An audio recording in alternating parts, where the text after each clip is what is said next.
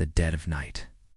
That specific kind of quiet where the only sound is the low hum of the refrigerator downstairs and the gentle rhythm of your own breathing. For Mark, sleep had come easily that night, a welcome escape from a long, stressful week.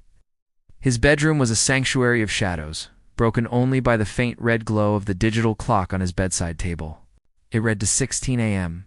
The world was still, wrapped in a blanket of darkness and silence. He was deep in a dream, something mundane about filing paperwork at his office, a dream as gray and uneventful as his day had been.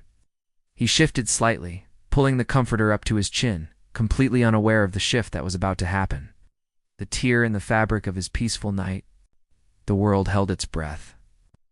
Then, the number on the clock flickered. The 6 silently flipped over to become a 7. 2:17 a.m. In that exact instant, a cold, sterile light sliced through the darkness. It wasn't the warm, familiar glow of his bedside lamp. This light was sharp, digital, and intensely blue. It was his phone screen, which had been dark and dormant just a moment before, now blazing to life on the nightstand. The sudden brightness cast long, dancing shadows across the room, turning familiar shapes, a pile of clothes on a chair, the door to his closet, into monstrous, unfamiliar silhouettes. The light was harsh, unnatural, an unwelcome intruder in the peaceful dark. Mark's dream of paperwork dissolved, edges fraying as his subconscious registered the sudden change in his environment. He was still asleep, but only just. The light persisted, a constant, unwavering beacon in the gloom. It was enough. Mark's brow furrowed in his sleep, his eyelids fluttering.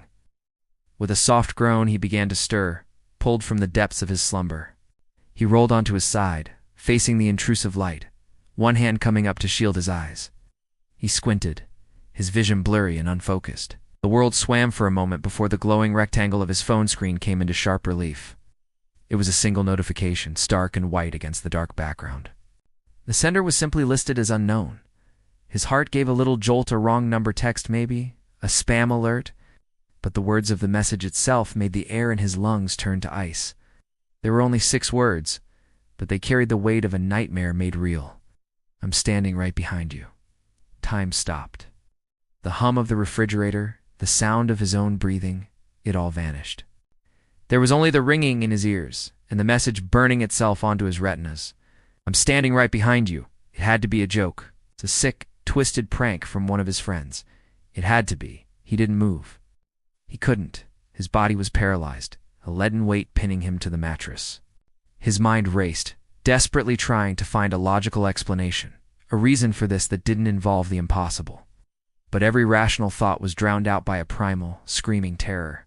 He could feel it now, a change in the air, a subtle pressure, the feeling of being watched, of not being alone. His eyes, wide with a terror he had never known, darted from the phone screen towards the wall behind him, towards the head of his bed. Slowly, so slowly, something began to eclipse the faint moonlight filtering through his window. A shape, a presence. A dark shadow, impossibly tall and undefined, was rising up from directly behind him, looming over his bed like a bird of prey. The shadow stretched, grew, and blotted out the world. And in the chilling silence of his bedroom, Mark knew it was no joke. He was not alone. Thanks for watching. If you enjoyed this story, don't forget to like, subscribe, and hit that notification bell for more content that will keep you up at night.